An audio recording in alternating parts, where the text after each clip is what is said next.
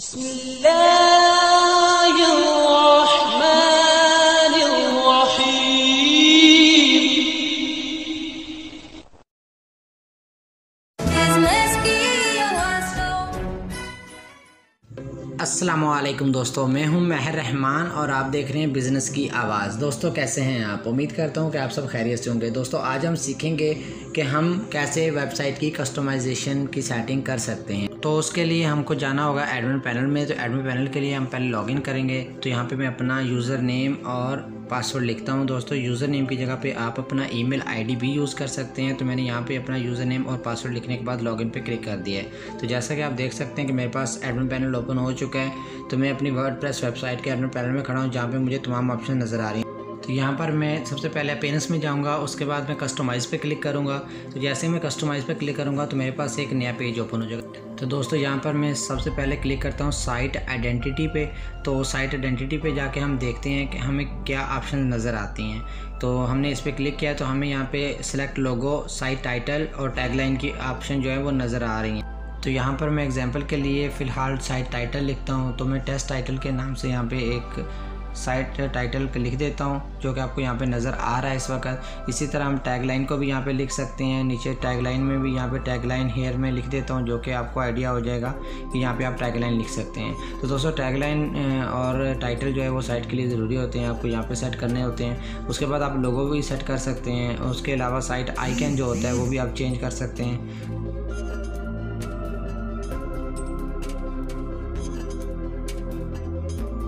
तो साइट का आइकन आप यहाँ से चेंज कर सकते हैं। तो चेंज आइकन पर आप क्लिक करेंगे तो यहाँ पे आपके पास सबसे पहले मीडिया लाइब्रेरी ओपन हो जाएगी। मीडिया लाइब्रेरी में वो तमाम पिक्चर्स होती हैं जो पिक्चर्स आपने ऑलरेडी साइट पे अपलोड कर रखी हैं। और उसके अलावा आप अपलोड फाइल पे आके मज़ीद भी कोई पिक्चर आप यहाँ पर अपलोड कर सकते हैं। याद रखिए कि जब एक बार आप साइट पर पिक्चर अपलोड कर लेंगे तो आपकी मीडिया लाइब्रेरी में सेव हो जाएगी। उसके अलावा दोस्तों यहाँ पे फ़िलहाल हम यहाँ पे ट्रैवल वाली जो हमारे पास पिक्चर है उसको हम सेव करते हैं। तो ये हमारे पास मांग रहा है कि हमने इसको कितना साइज़ शो करवाना है, क्योंकि आपको पता है कि जो लोगो होता है या साइट का पिक्चर होती है वो बहुत कम जो है वो छोटे साइज़ की होती है।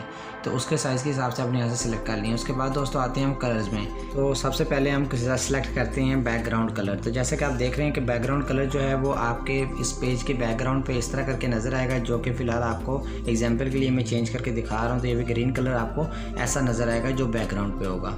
तो उसके बाद दोस्तों हमारे पास यहाँ पे कोड के ज़रिए भी हम कलर लगा सकते हैं। फ़िलहाल मैं इसको डिफ़ॉल्ट करता हूँ। तो कलर कोड भी आप यूज़ कर सकते हैं। और उसके अलावा दोस्तों आप यहाँ पे हेडर एंड फुटर का बैकग्राउंड कलर भी चेंज कर सकते हैं। हेडर और फुटर का कलर का बैकग्राउंड चेंज करने का एग्जांपल मैं आपको देता हूँ। यहाँ से हम कोई भी कलर चेंज करते हैं तो ये देखें ऊपर हेडर है और नीचे जो है वो फुटर है। नीचे फुटर में जो है ना वो कलर आपको चेंज नज़र आएगा, दूसरा कलर आप यहाँ पर लगा सकते हैं। तो जैसा कि आप देख सकते हैं कि हेडर और फुटर में आपका कलर चेंज करने के ऑप्शन मौजूद है। तो अभी फ़िलहाल के लिए हम इसको भी डिफ़ॉल्ट कर देंगे। तो यहाँ पे आप कुछ भी कलर लगा सकते हैं, यहाँ पे कलर कोड भी यूज़ कर सकते हैं। तो हम डिफ़ॉल्ट पे इसको छोड़ देते हैं। उसके बाद आप देखेंगे प्राइमरी कलर भी आप यहाँ से कस्टम में क्लिक करके जो भी प्राइमरी कलर आप रखना चाहें साइट का वो भी यहाँ पे सिलेक्ट कर सकते हैं। तो साइट का प्राइमरी कलर भी दोस्तों यहाँ से सिलेक्ट हो सकता है। आप इसको कस्टम करेंगे तो सिलेक्ट हो जाएगा। तो मैं फ़िलहाल इसको भी डिफ़ॉल्ट पे रखता हूँ। और उसके बाद मैं आगे जाता हूँ थीम्स ऑप्शन में। तो थीम की ऑप्शन में हमारे पास जो है वो शो आथर बायोडाटा, यहाँ पे ये चीज़ नज़र आ रही है जिसमें हम जिसने भी कुछ पोस्ट वगैरह लिखी होती है या पेज बनाया होता है उसका डाटा जो है वो नज़र आएगा। तो ये आप फुल टेक्स्ट में दिखाना चाहते हैं या समरी दिखाना चाहते हैं जस्ट कुछ, तो इसलिए ये चीज़ की आपको सेटिंग अपने हिसाब से करनी है। जो भी आप सेटिंग करना चाहें वैसे आप इसको सिलेक्ट कर सकते हैं। इसके बाद दोस्तों बात आती है कवर टेम्पलेट की। तो कवर टेम्पलेट में आप फिक्स बैकग्राउंड इमेज लगा सकते हैं। उसके अलावा आप जो है ओवरले बैकग्राउंड कलर जो है वो चेंज कर सकते हैं। तो यहाँ पे अगर आप फिक्स बैकग्राउंड इमेज नहीं लगाना चाहते तो आप इसको अनमार्क कर देंगे। उसके अलावा मैं आपको फिक्स बैकग्राउंड इमेज लगा के भी दिखाऊँगा कि वो कैसे लगती है। आप जो है ओवरले बैकग्राउंड कलर चेंज करना चाहें तो यहाँ से आप कलर सेलेक्ट कर सकते हैं।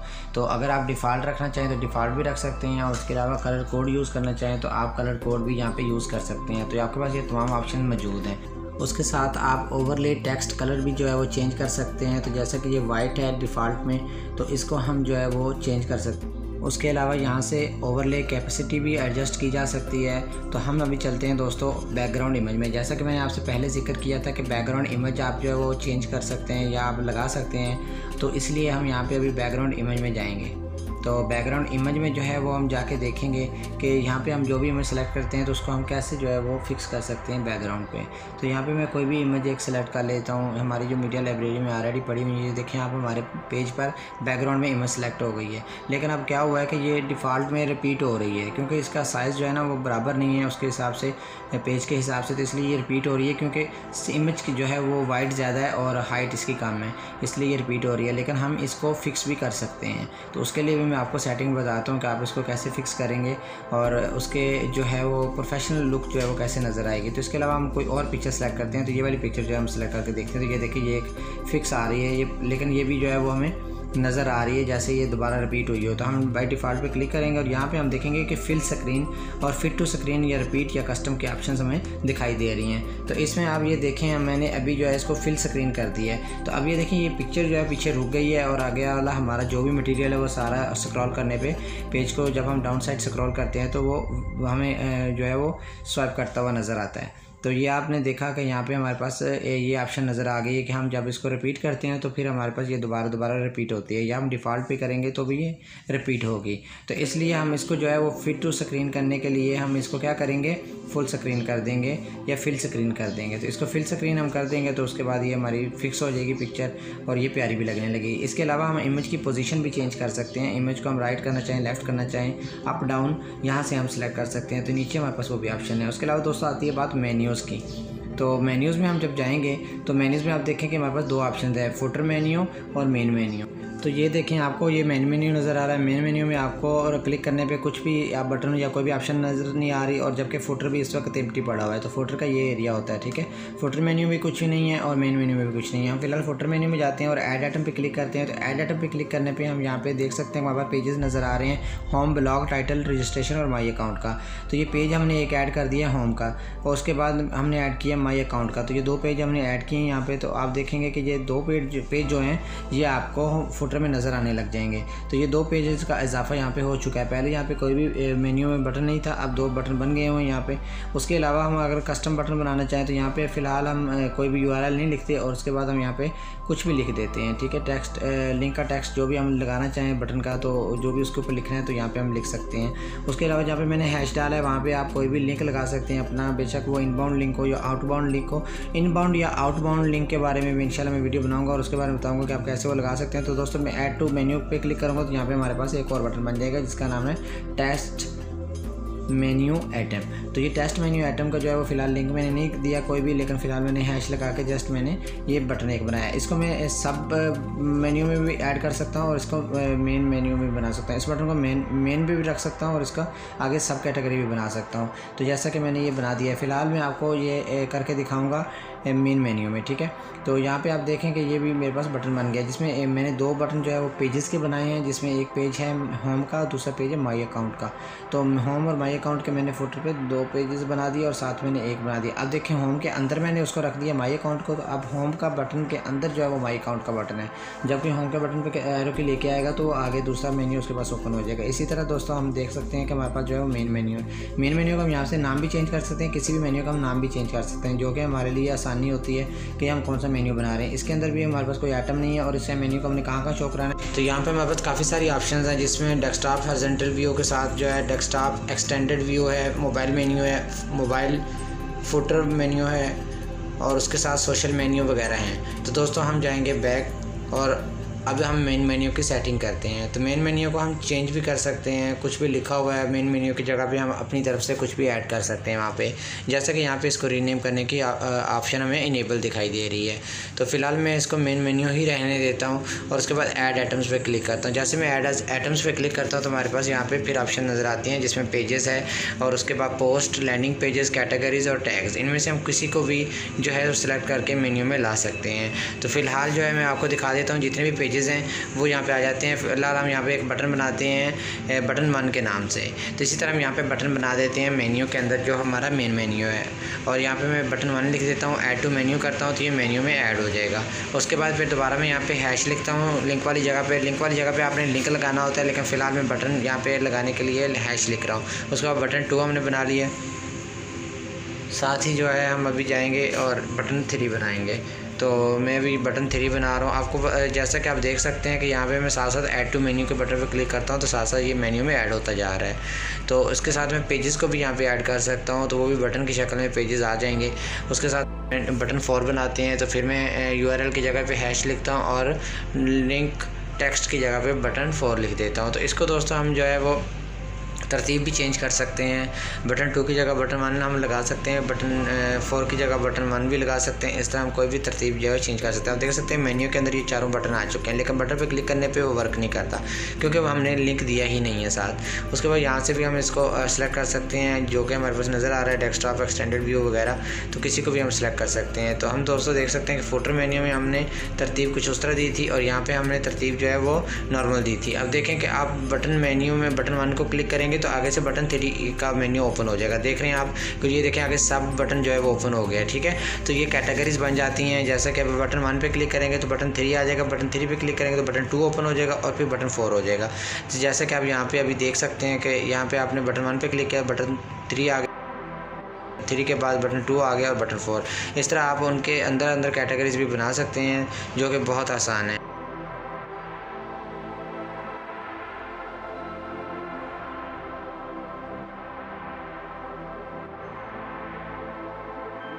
आपने सेटिंग कर लेनी है तो आपने पब्लिश पे क्लिक करना है। तो पब्लिश पे क्लिक करेंगे तो ये सेटिंग सारी सेव हो जाएगी। उसके बाद अगर आप दोबारा सेटिंग चेंज करते हैं तो फिर दोबारा से आपको पब्लिश पे क्लिक करना होगा। तो सेटिंग की जो है वो तरतीब दे के आप जो भी सेटिंग कर लेंगे उसके बाद पब्लिश पे क्लिक करेंगे तो वही सेटिंग सेव हो जाती है। इसके बाद हम बैक जाते हैं और यहाँ पे हम देखते हैं कि व्यू ऑल लोकेशन, जितनी लोकेशन पे हमने मेन्यू लगा रखे हैं वो तमाम लोकेशन यहाँ पे नज़र आ रही हैं। तो यहाँ पे हमारी साइट में सिर्फ 2 मेन्यू जो वर्क कर रहे हैं, जिसमें हमारे पास जो है वो फुटर मेन्यू और मेन मेन्यू जो है वो वर्क कर रहा है। उसके अलावा हम लोकेशन सेट कर सकते हैं अपने मेन्यूज़ की। तो ये चीज़ यहाँ तक हो गई दोस्तों। अब हम जाते हैं बैक और जाते हैं विजेट्स में। तो विजेट्स जो हैं ये हमारे पास होता है साइट का एरिया, कि जहाँ पे एक साइड पे हम कुछ जो है वो ऐड कर सकते हैं। तो जैसा कि आप देख सकते हैं कि हमारे पास जो है वो फुटर के 2 विजेट्स हैं। तो फुटर में हम क्या क्या चीज़ें ऐड कर सकते हैं, यहाँ पे हम ऐड अ विजेट पे क्लिक करेंगे तो हमारे पास ऑप्शन नज़र आएंगे। तो फुटर में जैसा कि हमने सिर्फ मेन्यू लगाया था, अब यहाँ पे हम जो है वो कैलेंडर भी लगा सकते हैं। जैसे कि आपको लगा के दिखाता हूँ, तो यहाँ पे हमने कैलेंडर लगा दिया फुटर में।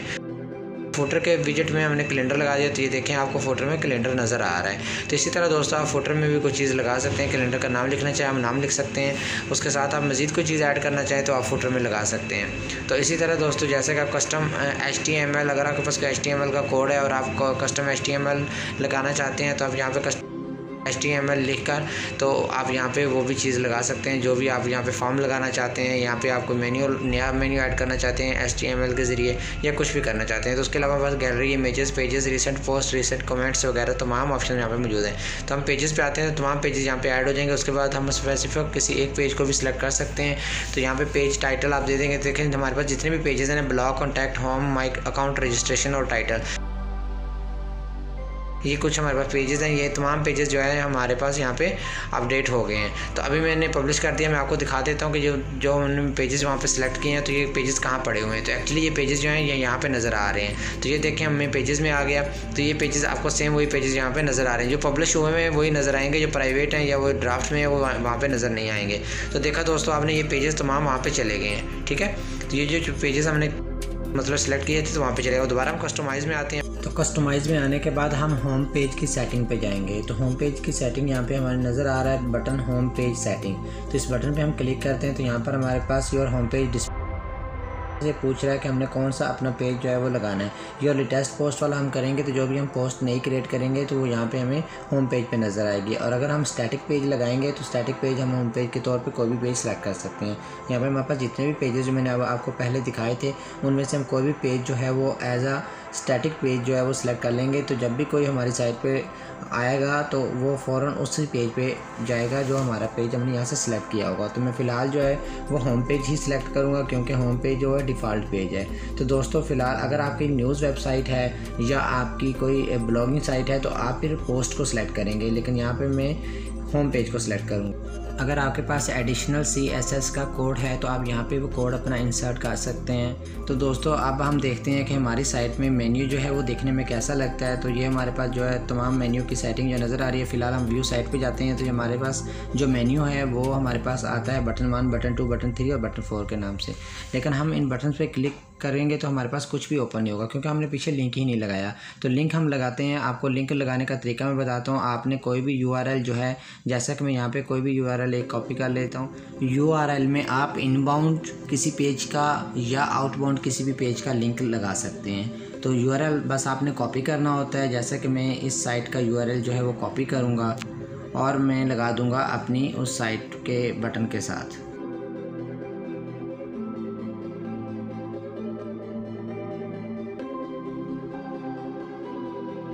तो आपने मेन्यू में आके जो भी बटन के साथ आपने लगाना है URL वाले सेक्शन में, यहाँ पर आपने जो है वो URL पेस्ट कर देना है। तो देखा आपने, मैंने पेस्ट कर दिया और जैसे मैंने पेस्ट कर दिया इसको पब्लिश पे क्लिक कर दूंगा।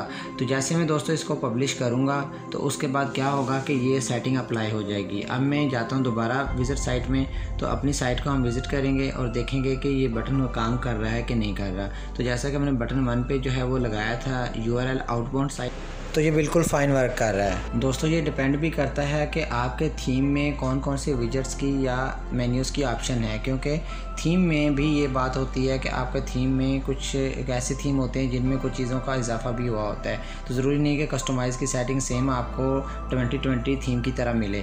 तो अभी मैं जैसा कि ओशियन WP थीम को एक्टिव कर रहा हूँ, तो इस थीम में हम देखते हैं कि यहाँ पे हमें कस्टमाइज़ की सेटिंग में क्या कुछ देखने को मिलता है। तो मैं इसी तरह इस थीम को एक्टिव करने के बाद अपीयरेंस में जाता हूँ और कस्टमाइज़ में जाता हूँ। जैसे मैं कस्टमाइज़ में जाता हूँ तो मेरे पास कस्टमाइज़ का पेज ओपन हो जाता है। तो इस पेज पे जैसे कि हम देख सकते हैं कि साइट आइडेंटिटी के साथ नीचे हमें मेन्यू, टॉप बार, हेडर और उसके साथ general options, home page setting, typography वगैरह की चीज़ें नज़र आ रही हैं, जो कि टाइपोग्राफी वगैरह उसमें नहीं थी। तो दोस्तों इसी तरह विजेट्स की सेटिंग आप जो है वो कस्टमाइज़ में भी जाके कर सकते हैं और उसके बाद आप अपीयरेंस में आके भी विजेट्स की सेटिंग कर सकते हैं। जैसा कि यहाँ पे भी आप देखें विजेट्स की ऑप्शन आ गई नज़र। उसके अलावा हम कस्टमाइज़ में जाएंगे तो वहाँ पे भी हमें विजेट्स नज़र आएगा। तो इसी तरह दोस्तों जैसा कि हमारे पास मेन्यू है तो हम मेन्यू की सेटिंग भी कर सकते हैं और उसके अलावा भी हमारे पास जो है जितनी भी चीज़ें हैं ना कस्टमाइज़ की, वो डायरेक्ट आप लाइव भी उधर कर सकते हैं अपने डैशबोर्ड में खड़े होकर, क्योंकि छोटी मोटी चीज़ें आप वहाँ से सेट कर सकते हैं और आपको कस्टमाइज़ में आने की ज़रूरत नहीं पड़ती। जैसा कि आप देख रहे हैं कि मैं मेन्यू में आ गया हूँ। यहाँ पर हमने मेन मेन्यू में देखा कि बटन 1 हमारे पास बना हुआ है। तो हमारे पास मेन्यू है सिर्फ 2, फुटर मेन्यू और मेन मेन्यू है। तो मेन मेन्यू में हम देख रहे हैं कि हमारे पास बटन 1 है। बटन 1 पे हमने जो उधर लिंक लगाया था वो सेम लिंक यहाँ पे हमें नज़र आ रहा है। तो यहाँ से हम लिंक चेंज भी कर सकते हैं। तो यहाँ से हम जो है बटन का नेम भी चेंज कर सकते हैं। उसके बाद हम सेव मेन्यू पे क्लिक करेंगे ना, तो हमारे पास क्या होगा कि ये मेन्यू सेव हो जाएगा। ठीक है, तो इस हिसाब से हम यहाँ से सेटिंग कर सकते हैं, नया बटन क्रिएट कर सकते हैं और ये तमाम ऑप्शन यहाँ पे हमें मिल जाती हैं। तो इसी तरह दोस्तों आप अपने जो है वो थीम में जो भी चेंजिंग करना चाहें कर सकते हैं। इस बटन को आप सब बटन बनाना चाहें तो आप वो भी बना सकते हैं। मेन्यू का नाम चेंज करना चाहें आप यहाँ से भी कर सकते हैं, कस्टमाइज़ में भी जाके कर सकते हैं। इसी तरह दोस्तों विजेट्स होते हैं। विजेट्स में भी आपका कोई थीम जो होता है वो विजेट्स से ज़्यादा दिखाता है, कोई थीम कम दिखाता है और हर थीम की अपने हिसाब होते हैं विजेट्स के। तो जैसे कि हम विजेट्स में जाके देखते हैं तो यहाँ पे हमारे पास left side bar, pages, footer 1, footer 2, footer 3 वगैरह दिखा रहा है। तो इसी तरह दोस्तों आप फुटर की सेटिंग कर सकते हैं। यहाँ पे आप कोई भी अपनी ऑप्शंस ऐड कर सकते हैं तो जिन पर हम बात करेंगे नेक्स्ट वीडियोज़ में। अपना रखिए बहुत सारा ख्याल। मेहर रहमान को दीजिए इजाज़त। अल्लाह हाफिज़।